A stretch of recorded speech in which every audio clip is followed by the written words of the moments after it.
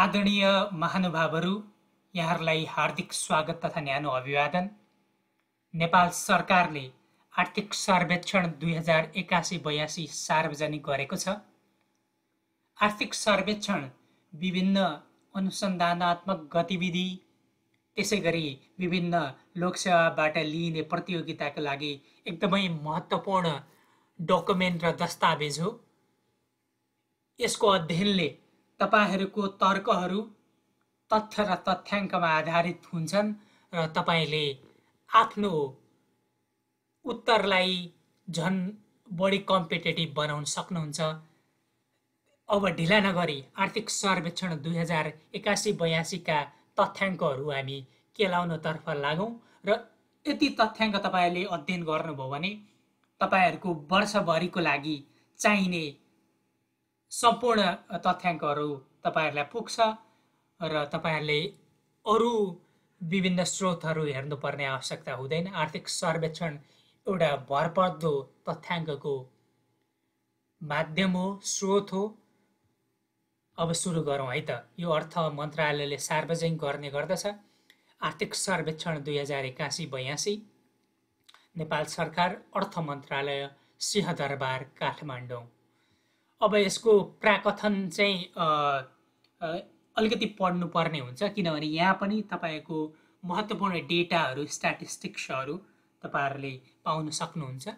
मुलुकको समग्र आर्थिक, सामाजिक एवं भौतिक विकासको स्थिति समेटिएको आर्थिक सर्वेक्षण 2082 सार्वजनिक गरेको छु। यसमा मुख्य रूपमा चालु आर्थिक वर्षको प्रथम 8 महिना र गत आर्थिक वर्षको मुलुकको समग्र आर्थिक अवस्था प्रस्तुत गरिएको छ। कुनै बेला चाहिँ के कुराहरू, के डकुमेन्टहरू हुन्छन् भन्ने कुरा, के डाटाहरू राखिएको छ त प्रथम 8 महिनाको, चालु वर्षको प्रथम 8 महिना र गत वर्षको मुलुकको समग्र आर्थिक अवस्था एकदमै जान्न जरुरी छ। यसको डाटाहरू तपाईले साभार गर्दाखेरि चाहिँ के कुरा, कुन समय अवधिको यो डाटा हो भनेर तपाईले जान्नु जरुरी छ। सङ्घ, प्रदेश, स्थानीय तहको एकीकृत वित्तको स्थिति विश्लेषण गरिएको छ। सार्वभौम क्रेडिट रेटिङको स्कोरले देखाएको लगानी सम्भावना लगायतका विषय समेत समावेश गरिएको छ। यो क्रेडिट रेटिङ स्कोरको कुराहरू पनि यहाँ गरिएको छ। मुलुकको आर्थिक वृद्धि दर चालु आर्थिक वर्ष 4.61%। एउटा महत्त्वपूर्ण सूचना, महत्त्वपूर्ण डेटा तपाईहरुले प्रथम प्राकथनमै तपाईहरुले पाउनुभयो।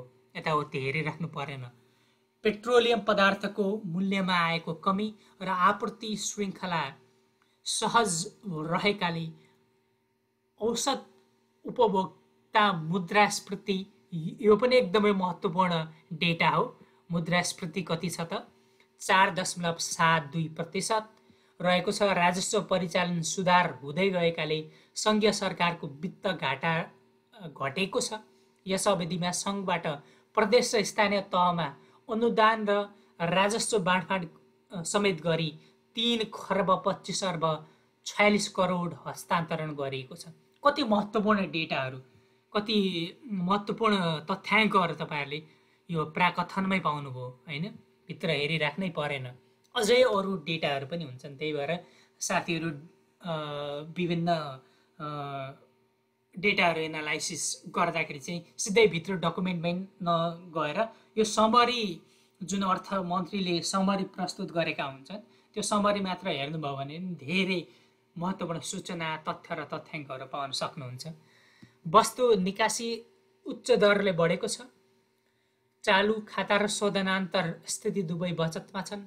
विदेशी विनिमय सञ्चित हालसम्मकै उच्च रहेको छ। बाह्य क्षेत्रका सबै परिसूचक सबल र सुदृढ रही बाह्य क्षेत्र स्थिरता कायम भएको छ। सबै स्थानीय तहमा वाणिज्य बैङ्कको शाखा पुगेको छ। अब चाहिँ 753वटै स्थानीय तहमा बैङ्कको शाखा पुगेको छ। सूचना प्रविधिको विकाससँगै डिजिटल ब्याङ्किङ कारोबार बढेको छ। बैङ्क तथा वित्तीय संस्थाको निक्षेप सङ्कलन र कर्जा लगानी वृद्धि भएको छ। कुल कर्जा लगानीको निष्क्रिय कर्जाको अनुपात बढे पनि वित्तीय स्थायित्व कायम भएको छ। विद्युत उत्पादन बढेर 3602 मेगावाट, एकदमै महत्त्वपूर्ण तथ्याङ्क, 3602 3602 मेगावाट पुगेको छ। सबै यो चाहिँ 3602 अथवा 36.2 भनेर याद गर्नुभयो भने सजिलो हुन्छ। सबै जिल्लामा सडक सुविधाको पहुँच पुगेको छ। शिक्षा, स्वास्थ्य, खानेपानीको लगायत सामाजिक क्षेत्रका सूचकमा सुधार भएको छ। मानव विकास सूचकाङ्क एकदमै इम्पोर्टेन्ट, यो चाहिँ तपाईँले धेरै ठाउँमा लेख्नुपर्ने हुन्छ।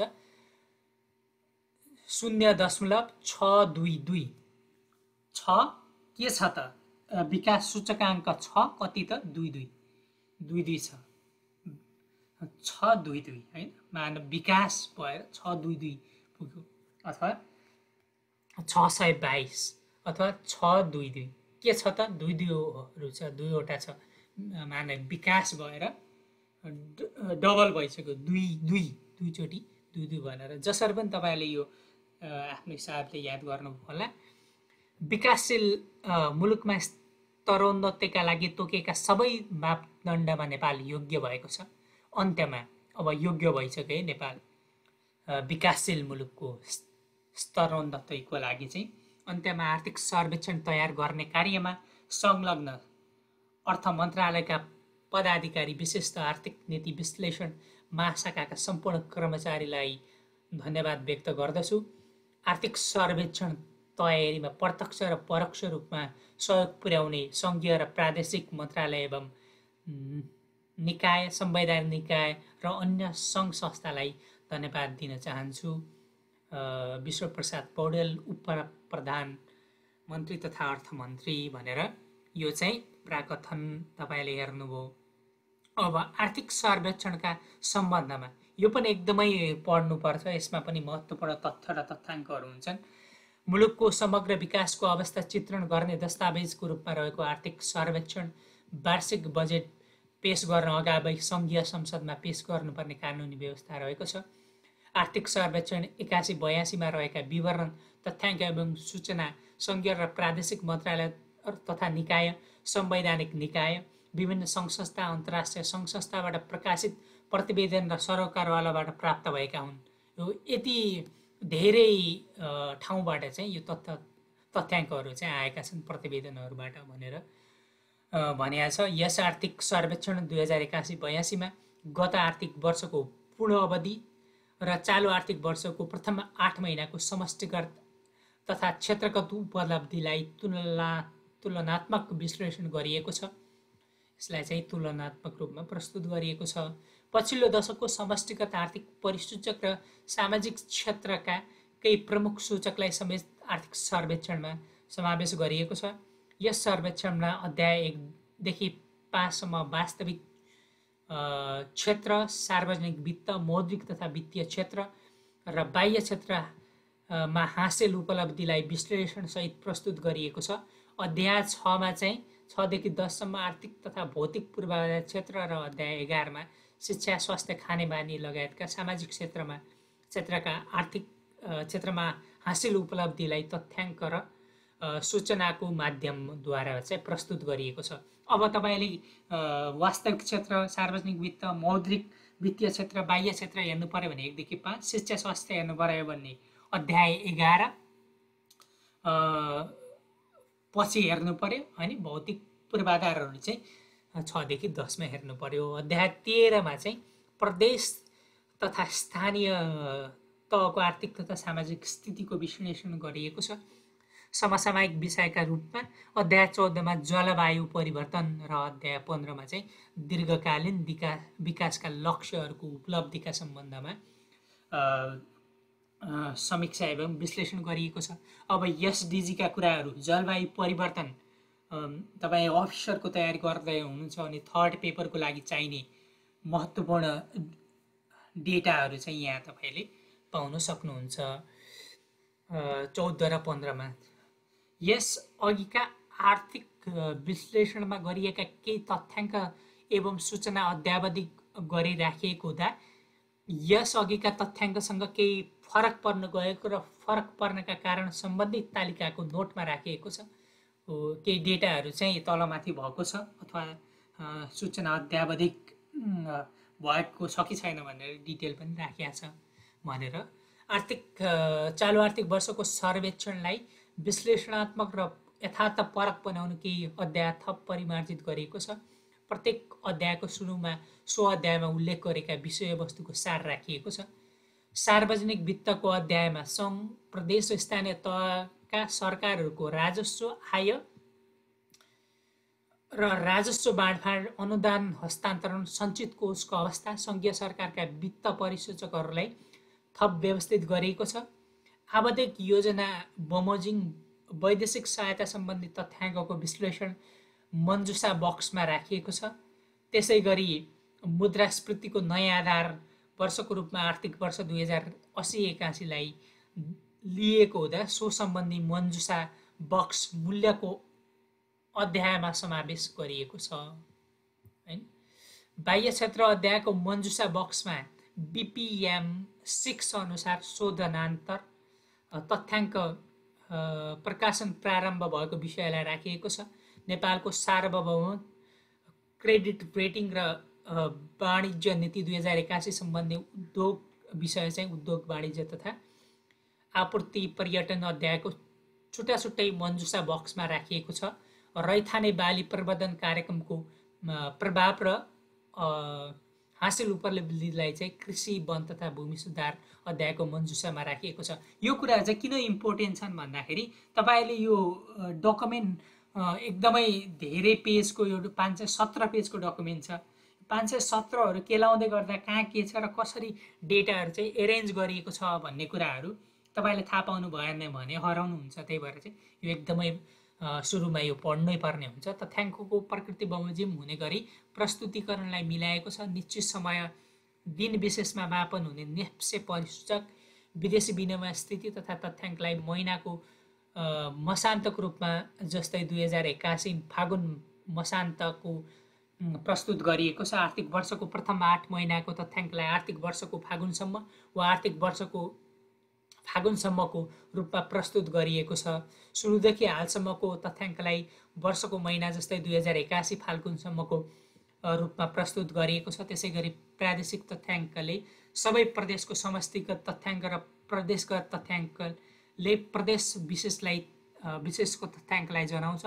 सबै स्थानीय तहसँग सम्बन्धित तथ्याङ्क एवं विवरणहरू छुट्टा-छुट्टै विश्लेषण गर्न नसकेकाले प्रदेशभित्रका स्थानीय तहको रूपमा समूहीकृत गरेर राखिएको छ।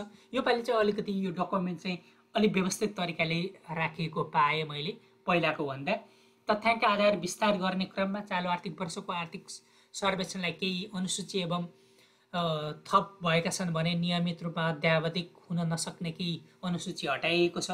तथ्याङ्कको विश्वसनीयता बढाउन यस पहिलेको वार्षिक तथ्याङ्कको समेत अद्यावधिक गरिएको छ भन्ने कुरा चाहिँ यसमा राखिएको छ है साथी। अब अन्त्यमा आर्थिक सर्वेक्षण 2081-82लाई त्रुटिरहित बनाउने प्रयास गरिएको छ।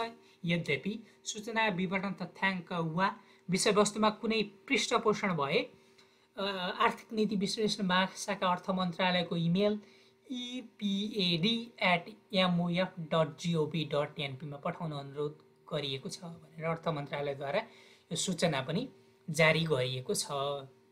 अब हामी प्राकथन भयो आर्थिक सर्वेक्षणको सम्बन्धमा तालिका यो गरेर अब कार्यकारी सारांश एकदमै हाम्रो फोकसको विषय चाहिँ के रहनेछ त कार्यकारी सारांश। यसले चाहिँ सम्पूर्ण तथ्याङ्कहरूको समष्टिगत विश्लेषण गर्छ र इन्डिभिजुअल तपाईहरुले तथ्याङ्कमा जानु पर्दाखेरि चाहिँ आर्थिक स्थिति, सार्वजनिक वित्तीय मूल्य यो गर्दाखेरि चाहिँ अघि उल्लेख गरिए जस्तै यहाँ उल्लेख गरिएको छ। मैले यसमा धेरै जान चाहिन। अब हामी सुरुको अध्यायमा जान्छौँ। अब यहाँ चाहिँ इन्डेक्सहरू पनि राखिएको छ। छोटकरीका रूप 5G भने के हो, CP भने के हो, यो कुराहरू चाहिँ अलिकति तपाईहरुले बीचमा पनि उल्लेख गरिया हुन्छ। अब हाम्रो एकदमै इम्पोर्टेन्ट जान्नै पर्ने भने चाहिँ कार्यकारी सारांश। यो सारांश बुझ्नुभयो भने तपाईले निचोड बुझ्नुभयो भने सकियो। तपाईले 517 को पुरै डकुमेन्ट पढेर याद गरेर पनि सम्भव छैन। यो कार्यकारी सारांश चाहिँ तपाईहरुले घोक्नै पर्ने हुन्छ। म चाहिँ अलिकति घोक्ने टिप्स र ट्रिक्सहरु पनि बीचबीचमा म भन्दै गर्छु है त। विश्व आर्थिक एवं राजनीतिक परिदृश्यमा देखिएको अस्थिरता र अनिश्चितताको कारण आर्थिक गतिविधिमा सुस्तता आई सन् 2025 मा विश्व अर्थतन्त्रको विस्तार कम हुने अनुमान गरेको छ। यो चाहिँ वर्ल्डको डेटा हो। सन् 2024 मा 3.3% विस्तार भएको विश्व अर्थतन्त्र अब के हुनेवाला छ त भएको विश्व अर्थतन्त्र विश्व व्यापार तनाव, न्यून लगानी, आपूर्ति श्रृङ्खलामा देखिएको अवरोध लगायतका कारणले 2.8% मा चाहिँ खुम्चिने प्रक्षेपण गरिएको छ। यो चाहिँ IMF देखि विभिन्न के अरे एजेन्सीले गरेको डेटा हो है। यो पनि तपाईहरुले आफ्नो आर्थिक विषयसँग सम्बन्धित कुराहरुलाई चाहिँ विश्व अर्थसँग राख्दाखेरि पहिला चाहिँ 3.3 थियो, अहिले घटेर 2.8, 33 बाट 5 ले घटेर 28 मा पुग्यो भनेर याद गर्न सक्नुहुन्छ। अहिले चाहिँ के हुनेछ त भन्दाखेरि अहिले चाहिँ विश्वको अर्थतन्त्र को विस्तार हुने अथवा यसको वृद्धि दर चाहिँ 2.8 28 भनेर यसमा खुम्चिने भनेर तपाईले याद गर्नु होला। विकासशील, उदयमान र विकासशील अर्थतन्त्रको मुद्रास्फीति घट्दै गएकाले सन् 2025 मा समग्र मूल्य स्तरमा चाप कम पर्ने अनुमान गरिएको छ।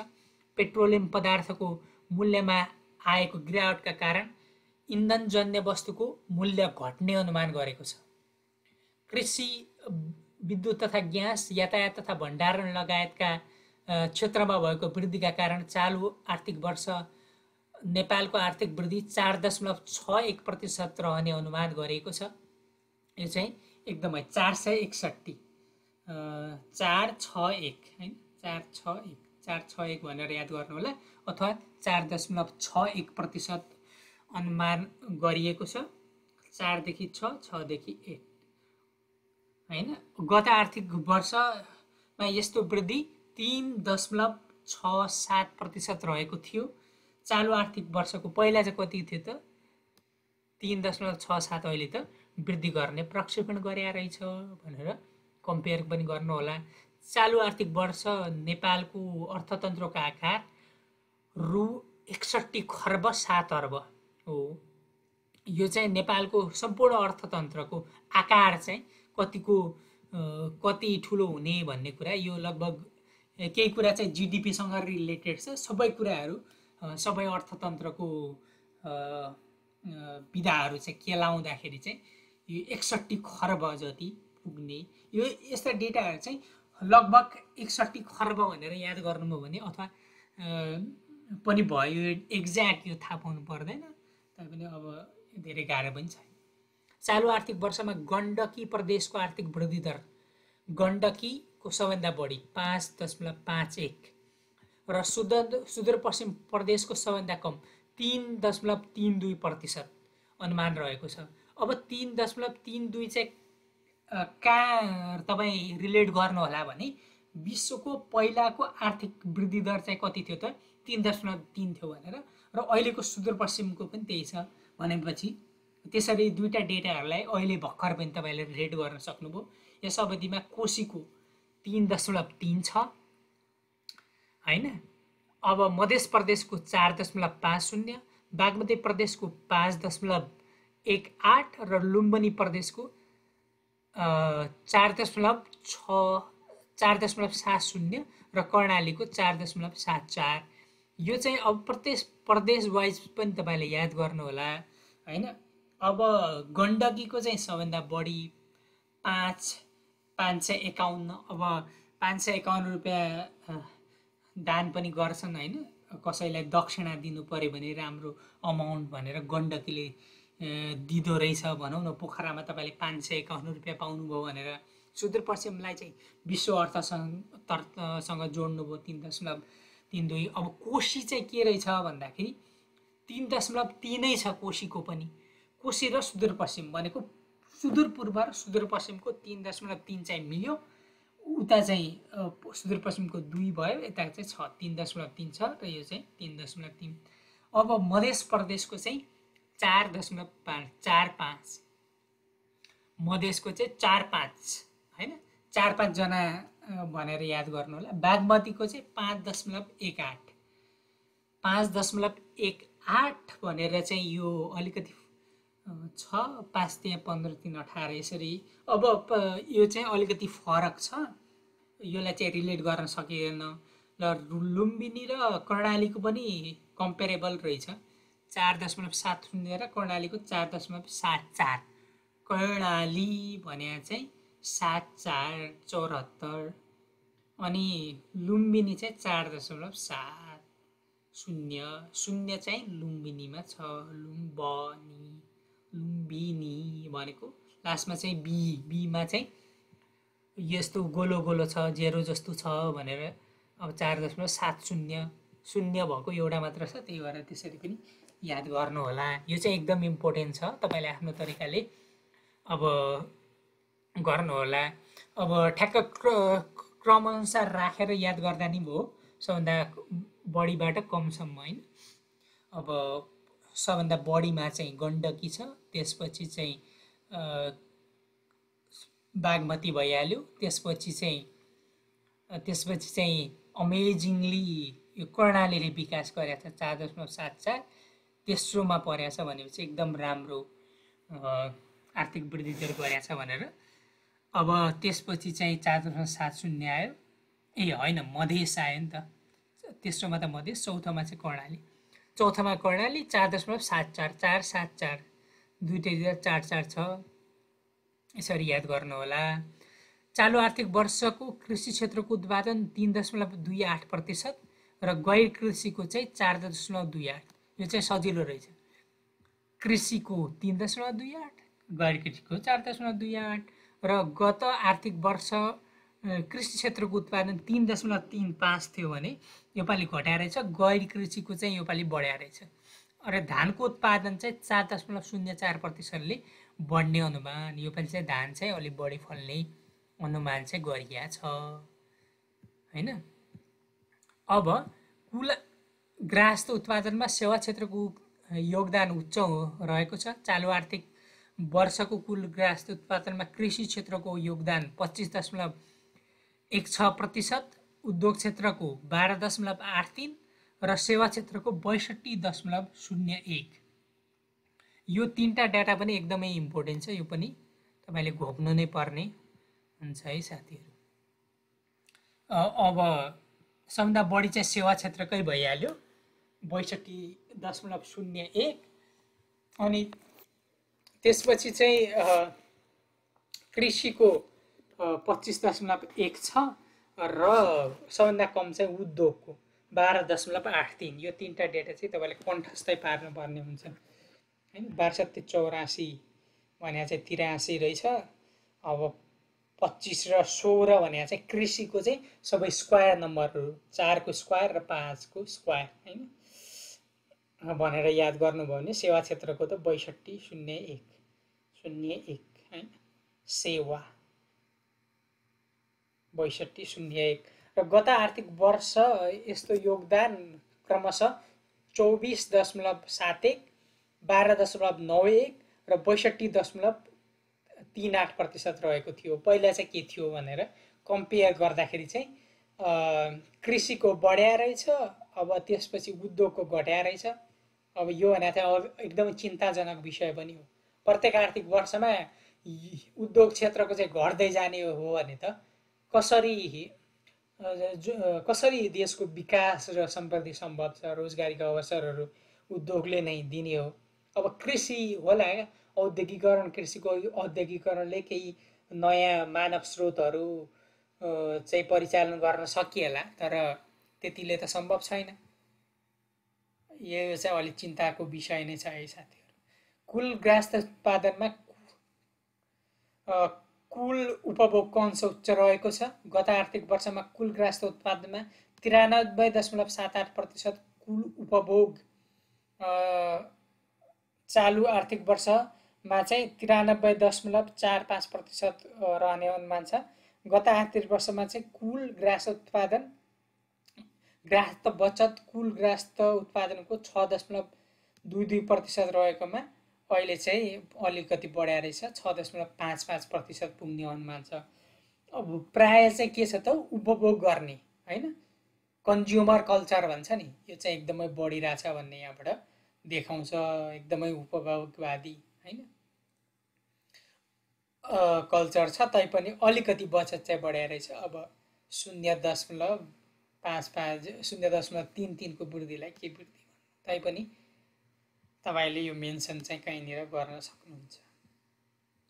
आर्थिक वर्ष 2080-81 मा कुल स्थिर लगानी 5.2% ले वृद्धि भएकोमा चालु आर्थिक वर्षमा यस्तो लगानी 5.8% ले बढेर 14 खर्ब 70 अर्ब 12 करोड पुग्ने अनुमान छ।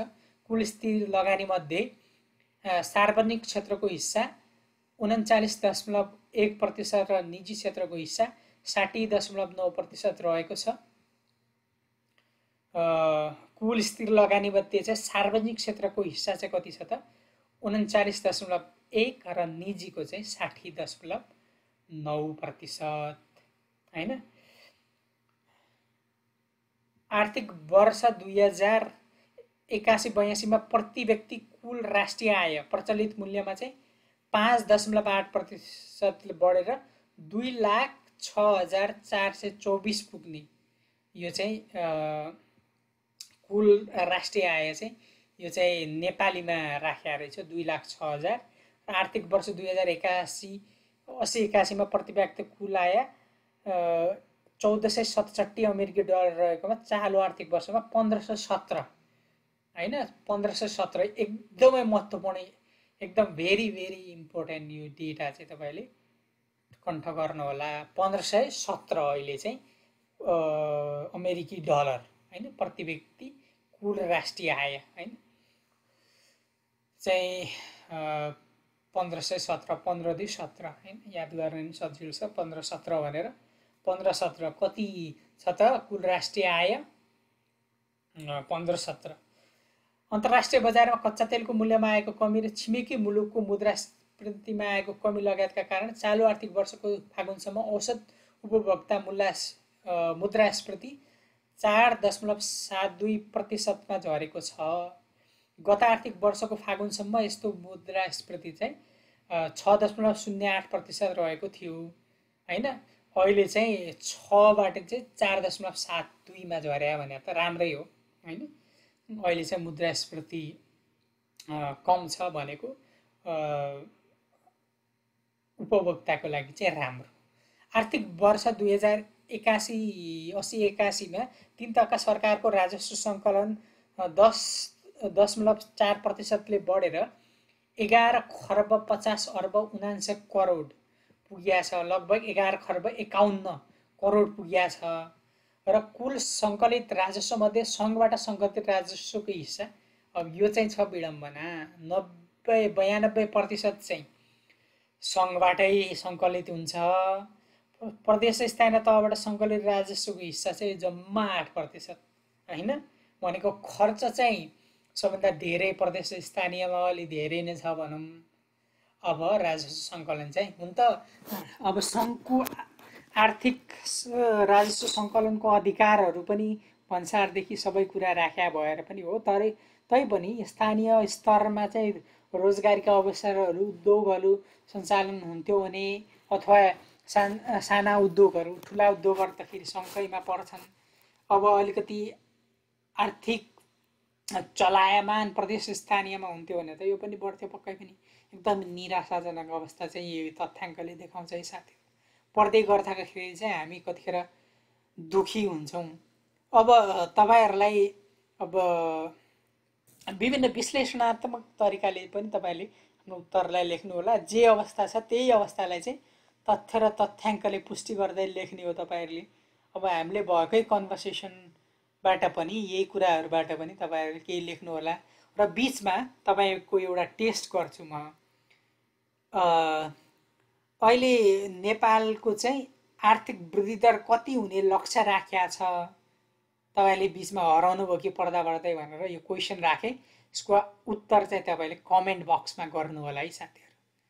नेपालको आर्थिक वृद्धि दर अबको आर्थिक वर्षमा कति हुने लक्ष्य राखेको छ, अनुमान गरेको छ भनेर तपाईँको यसको उत्तर चाहिँ तपाईँले दिनुपर्ने हुन्छ है त कमेन्ट बक्समा।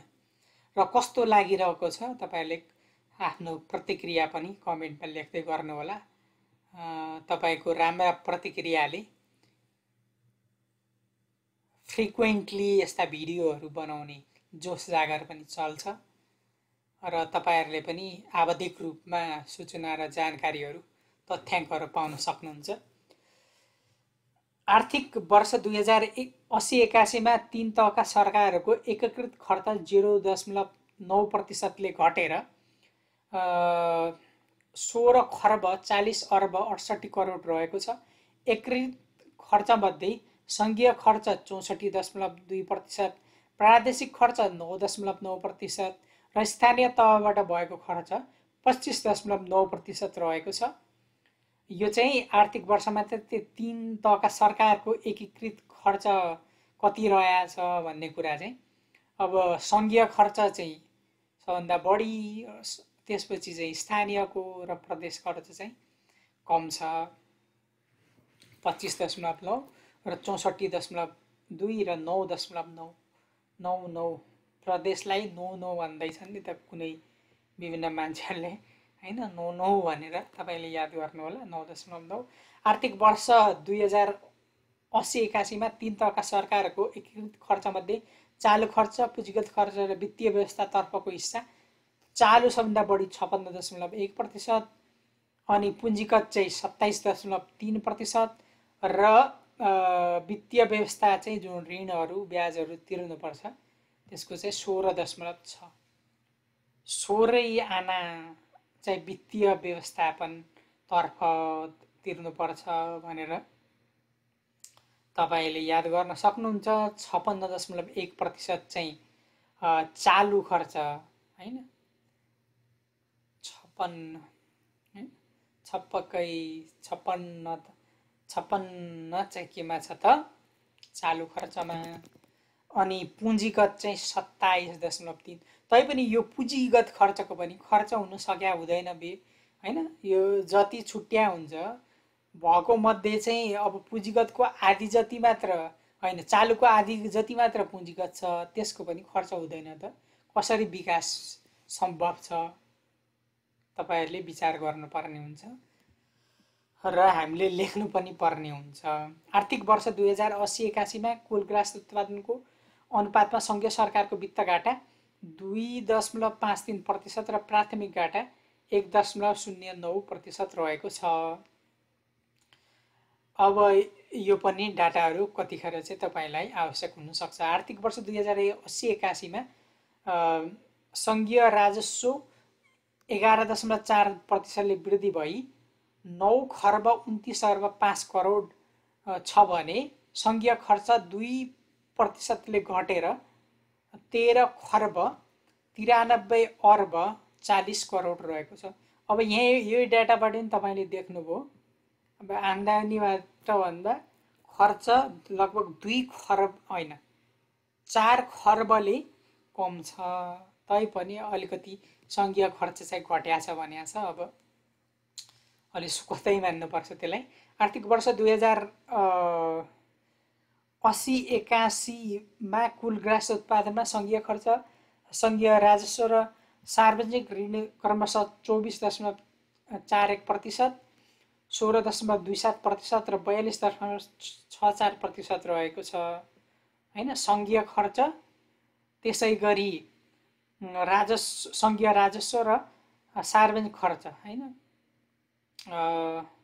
यति रहेको छ सङ्घीयको कुरा। अनि चालु आर्थिक वर्षको फागुनसम्म वित्तीय समानीकरण सशस्त्र विशेष समपूरक अनुदान गरी 2 खर्ब 39 अर्ब 76 करोड राजस्व बाँडफाँडमा 85 अर्ब 70 करोड गरी प्रदेश स्थानीय तहमा 3 खर्ब 25 अर्ब 46 करोड हस्तान्तरण गरिएको छ। 3 25 46 हैन 3 2 5 4 6 3 पछि 2, 5 देखि 4, 4 देखि 6 यसरी याद गर्नु होला। यो पनि एकदमै महत्त्वपूर्ण तथ्याङ्क हो है साथीहरू। आर्थिक वर्ष 2080-81 को फागुनसम्म 70 अर्ब 36 करोड रहेको सङ्घीय सरकारको वित्त घाटा चालु आर्थिक वर्षको फागुनसम्म 16 अर्ब 19 करोड घाटामा रहेको छ।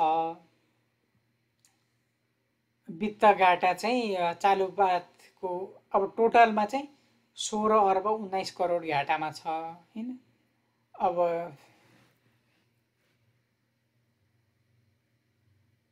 सङ्घीय सरकारको वित्त घाटा चाहिँ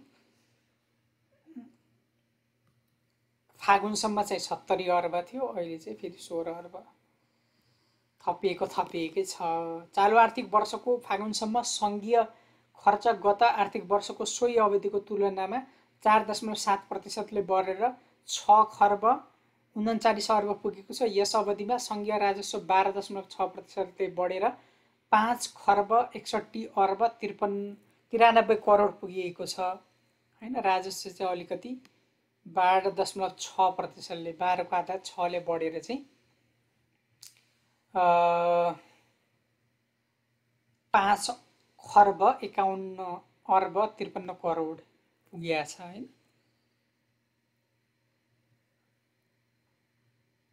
अब चालु आर्थिक वर्षको सङ्घीय खर्च पनि बढेको छ बढ्न त। अब आम्दानी पनि अलिकति बढेको देखियो। चालु आर्थिक वर्षको फागुनसम्म आन्तरिक र वैदेशिक ऋण गरी सार्वजनिक ऋण परिचालन 3 खर्ब 34 अर्ब 62 करोड रहेको छ। यस अवधिमा अनुदान र ऋण गरी कुल वैदेशिक सहायता प्रतिबद्धता 119.4%ले वृद्धि भएको छ भन्ने कुरा एकदमै धेरै हैन। अनुदान र ऋणै धेरै होला हुन्छ।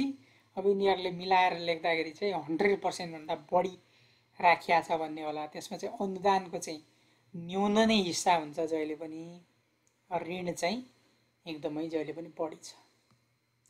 2081 फागुनसम्म आन्तरिक ऋण रु 13 खर्ब 15 अर्ब 58 करोड र बाह्य ऋण रु 13 खर्ब 60 अर्ब 46 करोड गरी सरकारको सार्वजनिक ऋण रु 26 खर्ब 76 अर्ब 4 करोड पुगेको छ। चालु आर्थिक वर्षको फागुनसम्म कुल वस्तु निकासी 57.2%ले वृद्धि भई यो चाहिँ राम्रो रहेछ है। कुल वस्तु निकासी चाहिँ 50% भन्दा बढी वृद्धि भएको छ। 57.2 57.2 ले वृद्धि भई 1 खर्ब 58 अर्ब 17 करोड र वस्तु पैठारी चाहिँ 11.2%ले वृद्धि भई 11 खर्ब। अब आम्दानी र खर्चको यो भनेको निकासी र पैठारी हैन, एक्सपोर्ट र इम्पोर्टको रेसियो हेर्नुहोस् त। 1 खर्ब चाहिँ एक्सपोर्ट गरेको छ, 11 खर्ब चाहिँ इम्पोर्ट गरेको छ। 1:11 को रेसियो भएन त यो। अब एकदमै डरलाग्दो स्थिति छ। गत आर्थिक वर्षको फागुनसम्म वस्तु निकासी 4.0% र वस्तु पैठारी 2.7%ले घटेको थियो। अहिले चाहिँ अलिकति बढेको छ भनेको छ। त्यो सुखदै कुरा हो। निकासी बढ्नु भनेको चाहिँ एकदमै राम्रो। पैठारी घट्नु पर्यो, निकासी बढ्नु पर्यो। तर यहाँ निकासी त बढेको छ, पैठारी पनि बढेको छ।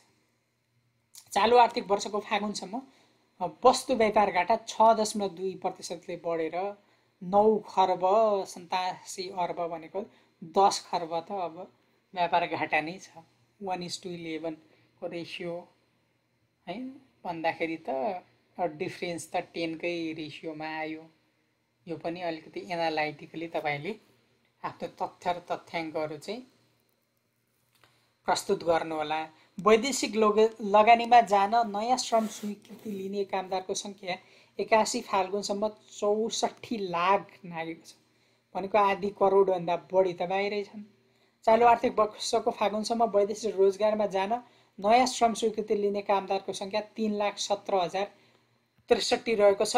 गत यस अवधिमा विप्रेषण आप्रवाह 9.4%ले बढेर रेमिटेन्स बढेर 10 खर्ब 51 अर्ब 77 करोड पुगेको छ। जति अघि तपाईँले कम्पेयर गर्नु भन्यो, जति राजस्व उठ्दैन त्योभन्दा 1 खर्ब जति बढी त के आउँदो रहेछ त, रेमिटेन्स नै आउँदो रहेछ। त्यही भएर बेला बेलामा मान्छेले भन्छन् नेपाल चाहिँ रेमिटेन्सले चलेको देश हो। यस अवधिको विप्रेषण आय अमेरिकी डलरमा 7 अर्ब 74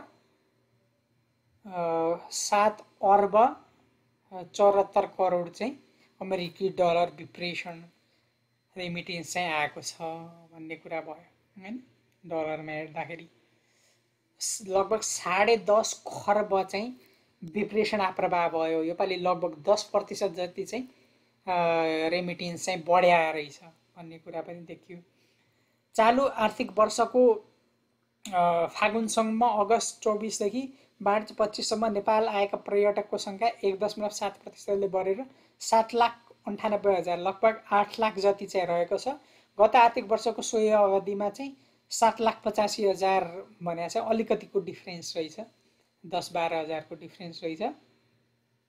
यस अवधिमा विदेशी पर्यटकबाट प्राप्त भएको भ्रमण आय 9.7%ले बढेर 56 अर्ब 70 करोड पुगेको छ भनेको टुरिस्टबाट चाहिँ 56 अर्ब 70 करोड लगभग 57 अर्ब जति चाहिँ आम्दानी भएको रहेछ। गत आर्थिक वर्षको यस्तो आय चाहिँ जम्मा 51 थियो, लगभग 5 अर्ब जति चाहिँ इन्कम एक्स्ट्रा भएछ यो वर्ष।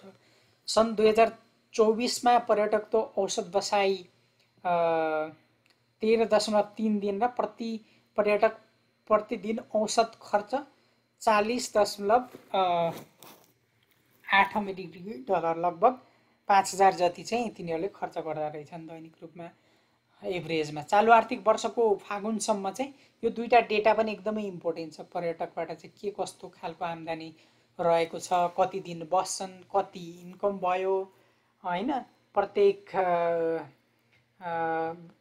पर्यटकले कति चाहिँ खर्च गर्छन् भन्ने कुरा चाहिँ एकदमै इम्पोर्टेन्ट नै हुन्छ। चालु आर्थिक वर्षको फागुनसम्म चालु खाता रु 1 खर्ब 80 अर्ब 8 करोड र शोधनान्तर स्थिति 3 खर्ब 10 अर्ब 37 करोडले बचतमा रहेको छ। गत आर्थिक वर्षको सोही अवधिमा चालु खाता 1 खर्ब 67 अर्ब 45 करोड र शोधनान्तर स्थिति 3 खर्ब 27 अर्ब 55 करोडमा बचत रहेको थियो।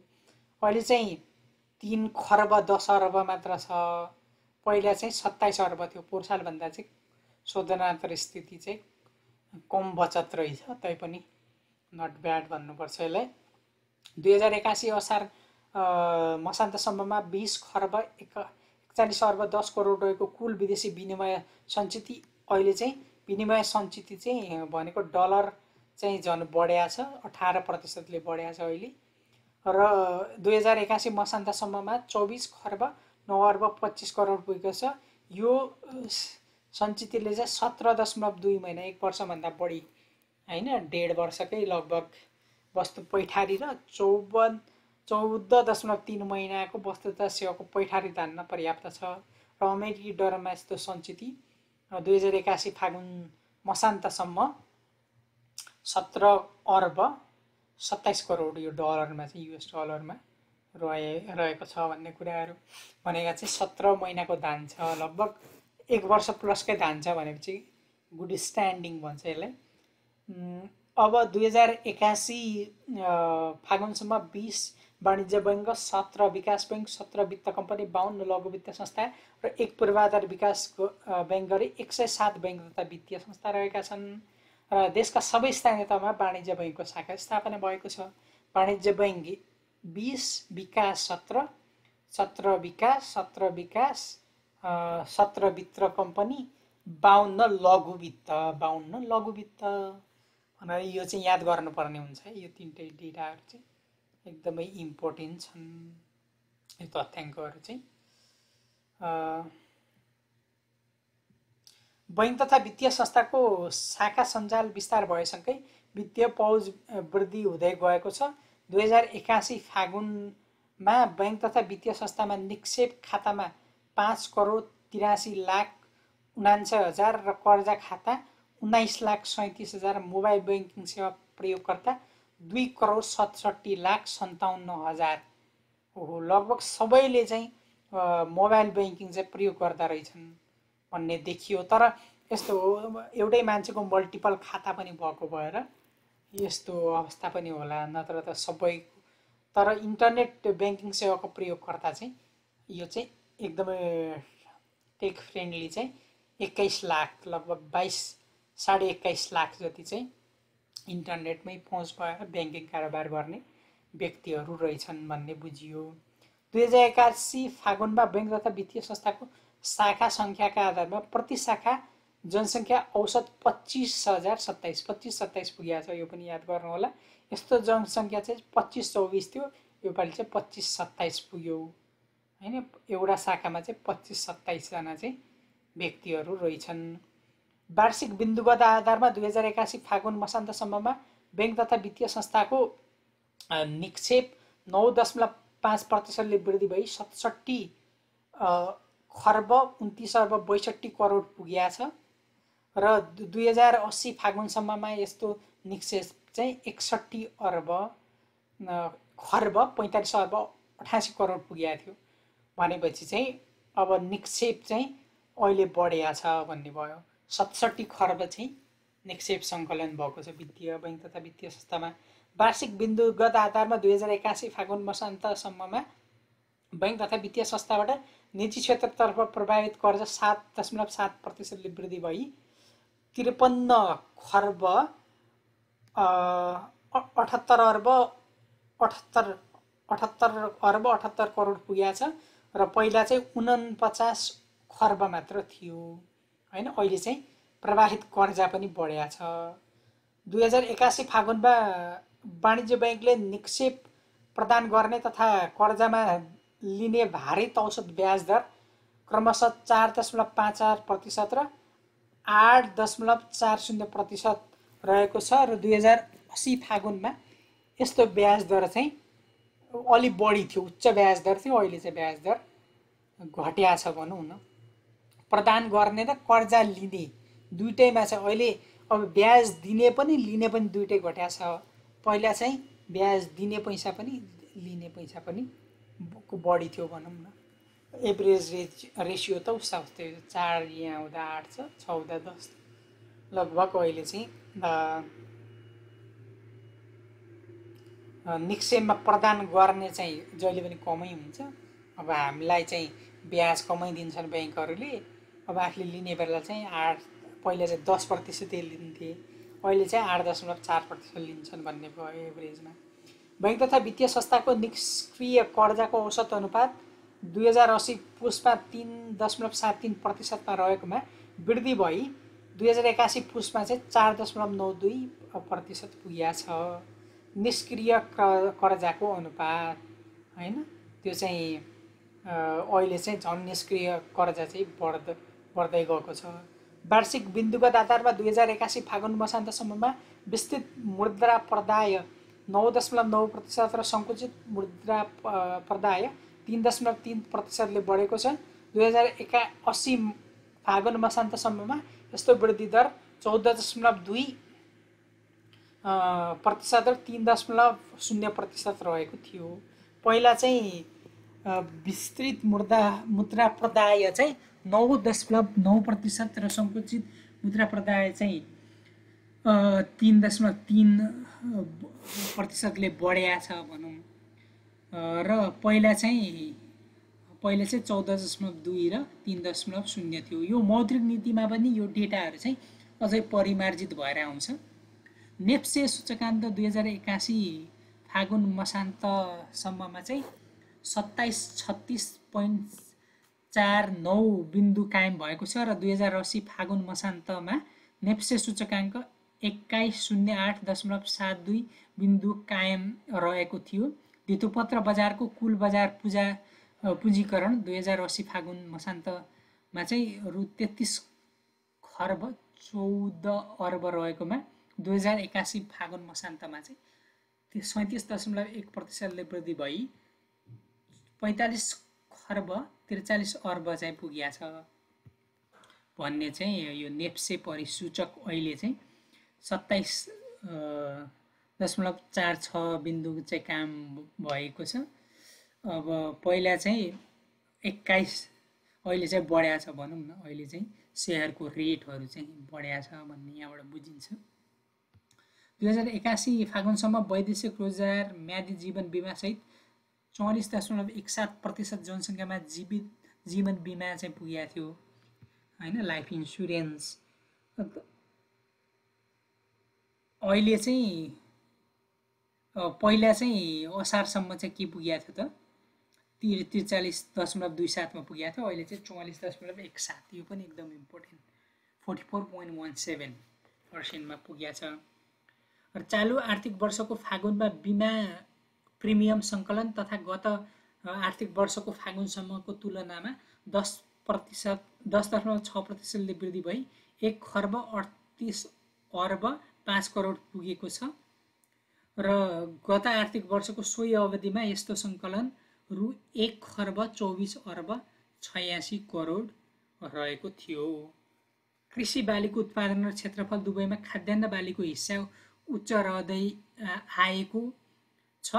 चालु आर्थिक वर्षमा कुल बाली उत्पादनको परिमाणमा खाद्यान्न उत्पादनको अंश चाहिँ 45.52%, तरकारी चाहिँ 18.59% र नगदी बाली चाहिँ 15.15%। यो पनि एकदम इम्पोर्टेन्ट छ होइन। लगभग तरकारी चाहिँ 20% जति रहेछ, खाद्यान्न बाली चाहिँ सबभन्दा धेरै रहेछ।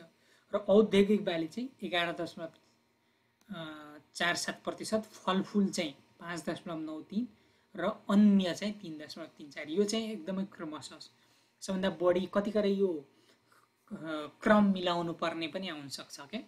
खाद्यान्न होइन, तरकारी, नगदी, त्यसपछि औद्योगिकमा चाहिँ कुन सबभन्दा धेरै कुन सबभन्दा थोरै, यसमा चाहिँ एकदम इम्पोर्टेन्ट ध्यान दिनु होला।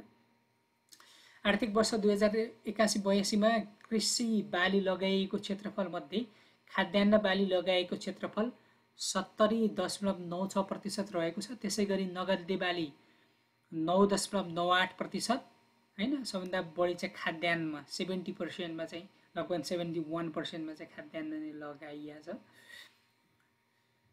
त्यसपछि नगदे बाली 9.98, लगभग 10%मा चाहिँ नगदे बाली क्यास क्रप भन्छ। र तरकारी 6.96, दलहन चाहिँ 5.61 र अन्य बाली चाहिँ 6.49%।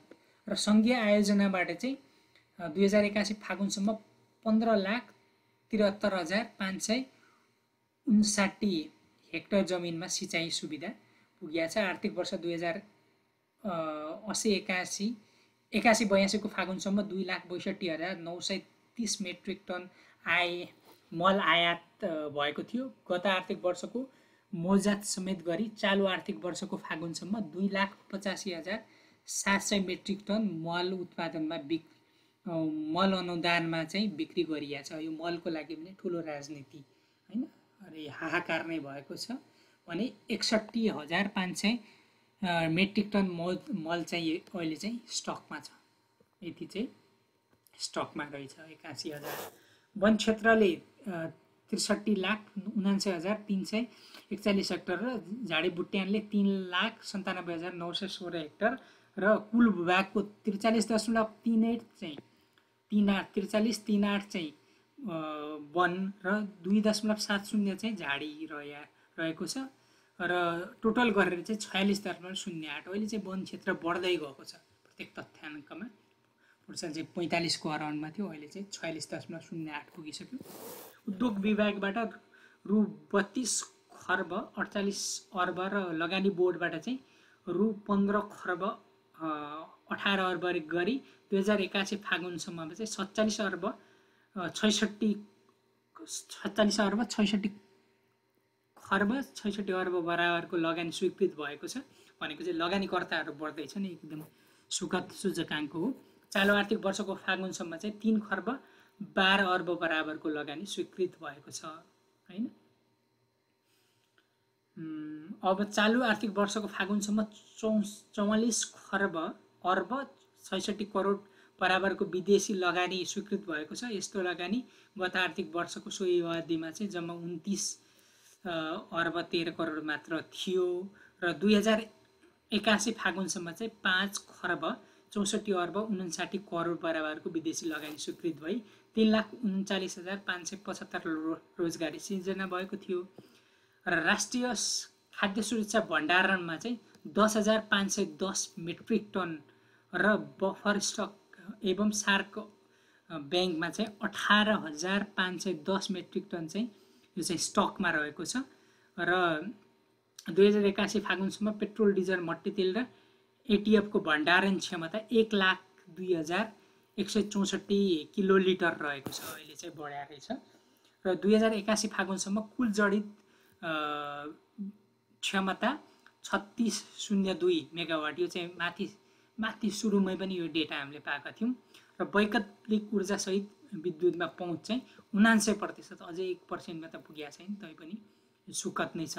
चालु आर्थिक वर्षको फागुनसम्म भारततर्फ 1775 गिगावाट घण्टा बराबरको विद्युत निर्यात भएको छ भने 929 चाहिँ आयात पनि भएको छ है। भनेको चाहिँ लगभग 800 गिगावाट घण्टा चाहिँ निर्यात भएको छ भनौँ न टोटलमा गर्दा।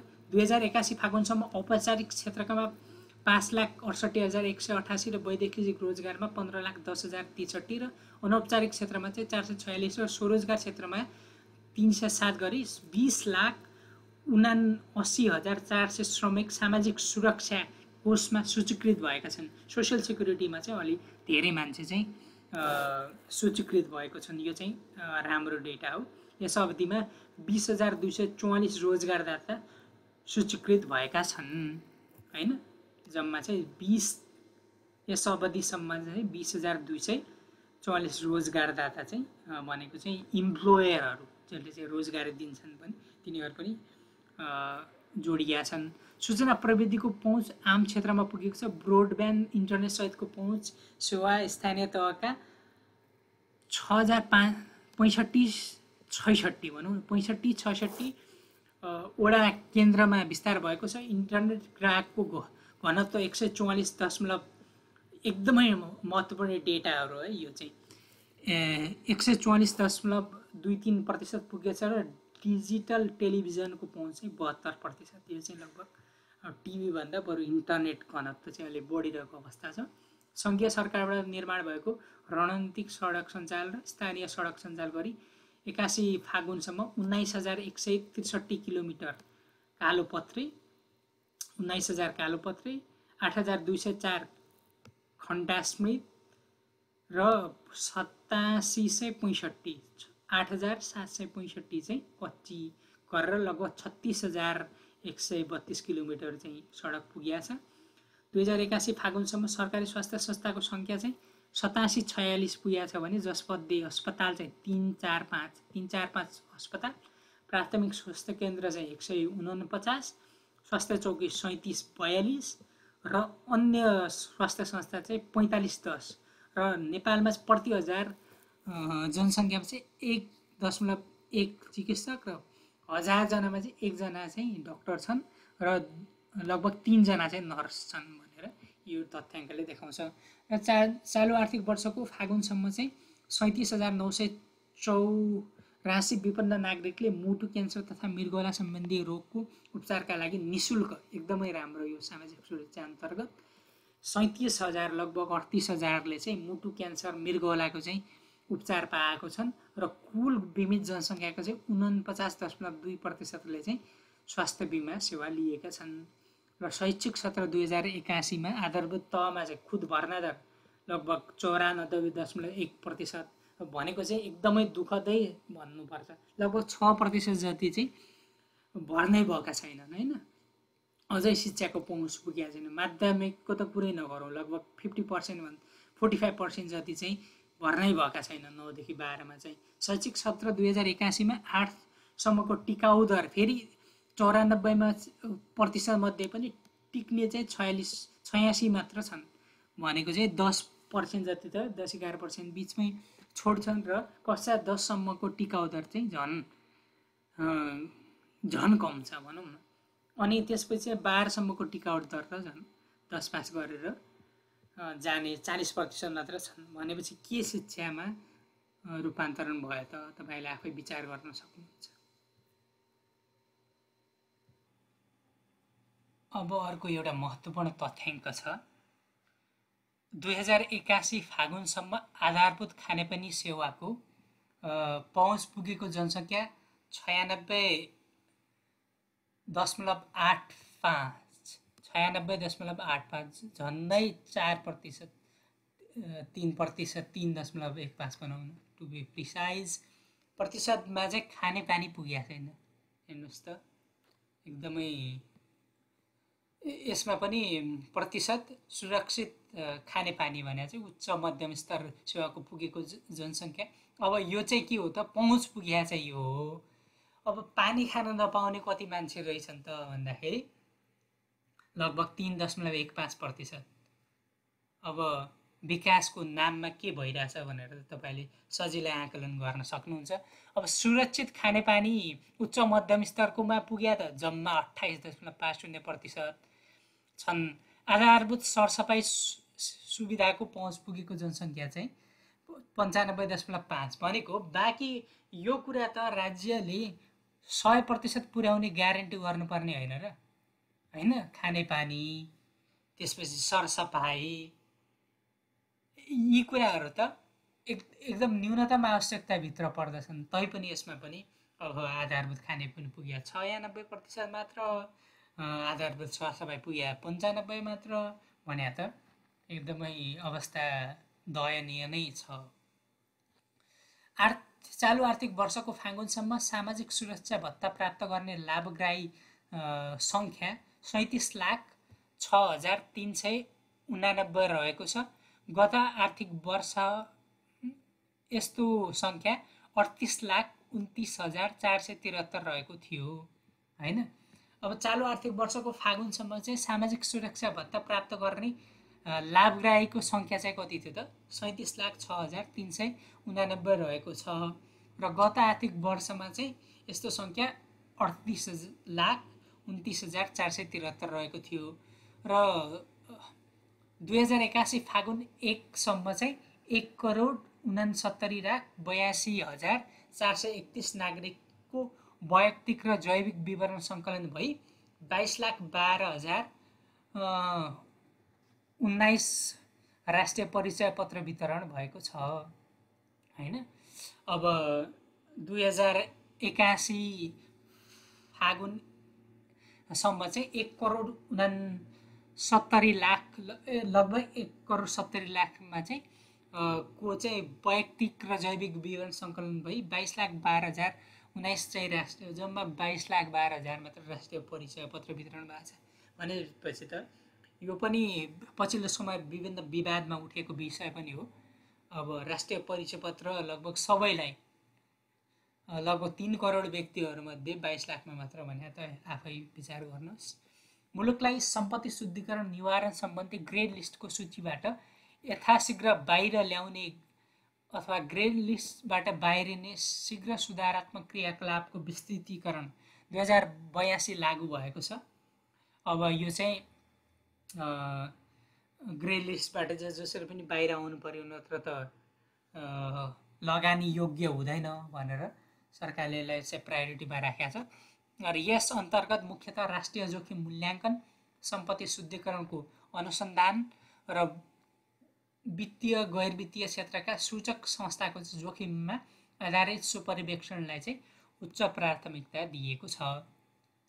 निजामती सेवामा महिलाको सङ्ख्या 2065 असारसम्म 12%मा रहेकोमा अहिले बढेर चाहिँ निजामती सेवा किताबखानामा दर्ता भएका 3 तहका सरकारी निकायमा कार्यरत महिलाको सङ्ख्या चाहिँ 29.2% पुगेको छ। 33% पुर्याउने जुन छ लक्ष्य विभिन्न निकायमा, त्यो चाहिँ 29.2% चाहिँ पुगेको छ। र चालु आर्थिक वर्षमा चाहिँ किरीबाटीसँग द्विपक्षीय कूटनीतिक सम्बन्ध भई 2081 फागुनसम्म कूटनीतिक सम्बन्ध स्थापना भएका मुलुकको सङ्ख्या चाहिँ 183 किरीबाटीसँग चाहिँ भयो।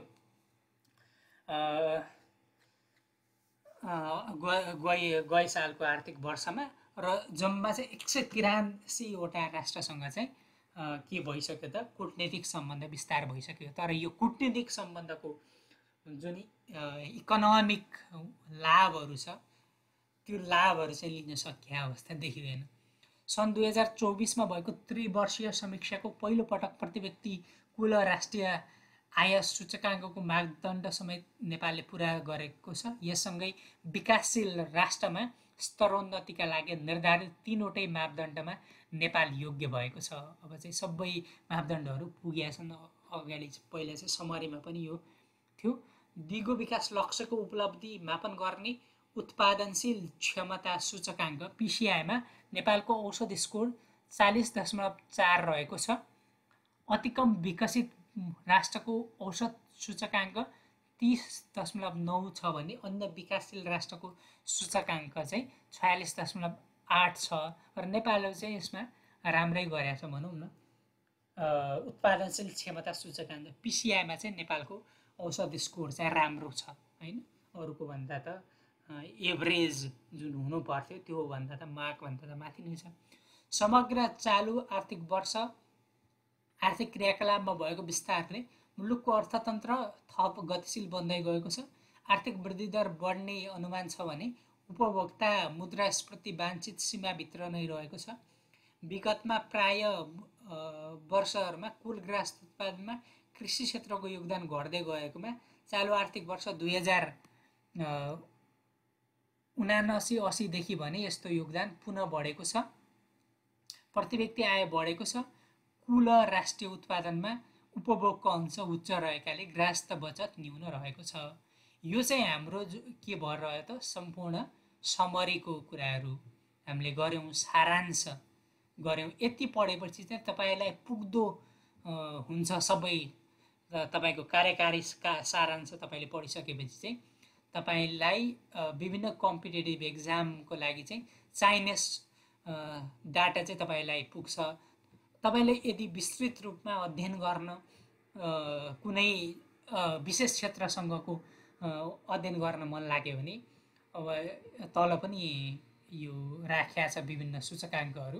त्यो चाहिँ तपाईले आफूलाई चाहेको डेटाहरू हैन, कुनै पर्टिकुलर क्षेत्रमा तपाईलाई चाहिएको छ भने त्यो एकदमै ग्राफ त्यसपछि विभिन्न बार चार्ट पाइ चार्टबाट चाहिँ यो एकदमै उल्लेख्य रूपमा चाहिँ प्रस्तुत गरिएको छ। यसलाई पनि तपाईले फुर्सदमा चाहिँ अध्ययन गर्न सक्नुहुन्छ। अहिलेको लागि चाहिँ तपाईलाई चाहिँ कार्यकारी सारांश भने चाहिँ रामबाण हो। यति पढ्नुभयो भने तपाईको सबैको लागि चाहिँ पुग्छ। र तपाईले यति याद गर्न पनि 60वटा बुदाहरू छन्। यो बुदाहरू चाहिँ तपाईले लगभग कण्ठस्थ गर्नुपर्ने हुन्छ। यति भन्दै आजको यो विशेष अङ्कबाट म पनि यहाँहरुसँग बिदा हुन चाहन्छु। तपाईलाई के कस्तो लाग्यो यो प्रस्तुतिकरण? तपाईलाई लाभ लाग्यो भने, तपाईलाई फाइदा पुग्यो भने कृपया कमेन्ट बक्समा हामीलाई हौसला प्रदान गर्न नबिर्सनु होला। र अन्त्यमा नेपालको प्रति व्यक्ति आय चाहिँ कति हुने प्रक्षेपण गरिएको छ यसको उत्तर पनि तपाईले कमेन्ट बक्समा राख्नु होला। यति भन्दै आजको बसाइबाट म पनि बिदा हुन चाहन्छु। यहाँहरुको सफलताले शिखर चुमोस्, यहाँहरुलाई सफलताले भरपूर पाइयोस् आगामी आर्थिक वर्षमा भन्दै हार्दिक धन्यवाद। शुभ समय।